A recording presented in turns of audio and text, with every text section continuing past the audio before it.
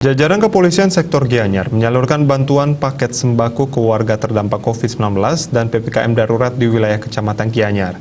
Bantuan tersebut untuk meringankan beban warga yang tidak mampu selama pandemi COVID-19 dan pembatasan mobilitas masyarakat.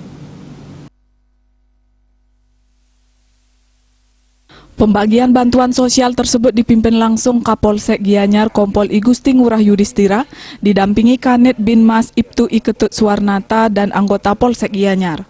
Bantuan paket sembako ini dibagikan dengan mendatangi langsung door to door ke rumah warga. Kapolsek Gianyar mengatakan penyaluran bantuan paket sembako dan masker kepada masyarakat kurang mampu merupakan bentuk kepedulian Polsek Gianyar di masa pandemi COVID-19 dan penetapan PPKM darurat. Hari ini kita telah melaksanakan berbagi dengan sesama dengan memberikan tali asih berupa sembako kepada masyarakat yang membutuhkan, di mana kita personil Polsek Gianyar menyisihkan sedikit penghasilan untuk memberikan kepada masyarakat yang membutuhkan pada saat situasi COVID-19. Semoga apa yang kita lakukan hari ini bisa sedikit membantu masyarakat yang lagi membutuhkan terdampak oleh COVID-19.